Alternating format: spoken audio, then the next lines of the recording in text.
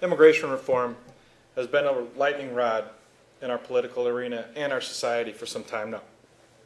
All the way back to World War II, we've been concerned about aliens entering our country to perform acts of espionage or sabotage or terrorism. Our country has seen many changes since those times, but we still must be mindful that illegal immigrants in our society still affect our economy and our job creation. One issue that has been stirring controversy is that immigrant workers and how their employment affects America's job stability, growth, and our economic future. I can speak about this because my son-in-law is an immigrant. His family has been in this country for just over 10 years. They live in Racine. They own 2 businesses. And he has 3 younger brothers that have attended Horlick High School. And one's actually a student here at UW Parkside. My family and I have worked to assure his legal resident and green card holder to ensure his residency and his status as a green card holder. This was no easy task. This involves quite a bit of money, involves getting lawyers involved with the process, as well as cutting through a lot of the political red tape. But he did receive it. And once he did receive his green card, we celebrated. We celebrated because it was a success story. Not everybody can afford to do what he has done. He and his family, in partnership with ours, worked to create a path to citizenship that serves as an example to other well-meaning immigrants. Today I want to urge every person hearing this speech to research and know this country's immigration laws are, what this country's immigration laws are, and how they have failed in their intentions to help illegal immigrants find a path to citizenship. By failing to shore up our borders, we have failed to stop those immigrants looking to commit criminal acts and overburdening the well-intentioned legal immigrants from accessing the American dream. In reviewing 2 issues currently facing immigration in our country today, I hope to convince you that we need reform for those that are working so hard to become citizens of our nation.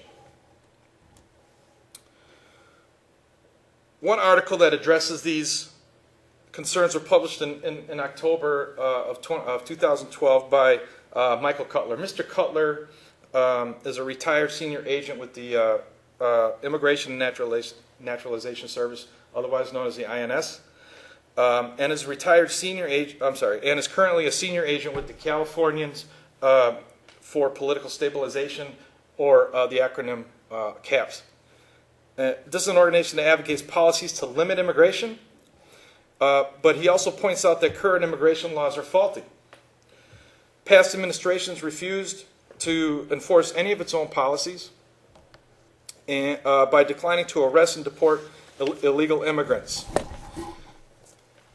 This has caused past administrations to fail at securing the borders of our country.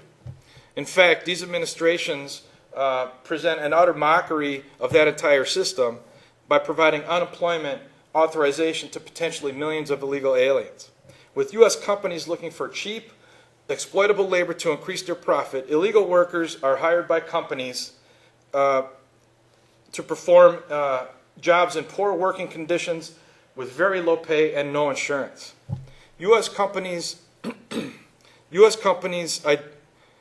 provide identification that appears authentic from these workers, but they are fake. And as a matter of fact, these fake identification cards are available in any city throughout the U.S. for approximately $150. On November 2014, President Obama announced sweeping executive reforms of immigration laws. The centerpiece of his announcement was an initiative designed to provide a measure of security to millions of illegal immigrants around our country. Under it, executive branch officials would exercise discretion to defer the the deportation of unauthorized immigrants who have lived for years in the United States. This previous administration refused to arrest and deport illegal immigrants and left legal immigrant workers to find themselves unemployed or underemployed due to the refusal to deport the illegal immigrants in our country. This is due to illegal immigrant competition and the ineffectiveness of past administrations. This has caused the legal immigrants in our country to struggle to maintain their job status, to find jobs, as well as to find assistance for their families. In addition to creating a national security nightmare by providing terrorists an opportunity to game the system and obtain clean identities. These failures are also creating unfair and illegal competition for workers of every race, religion, and ethnicity, causing the highest unemployment and poverty rates in our country.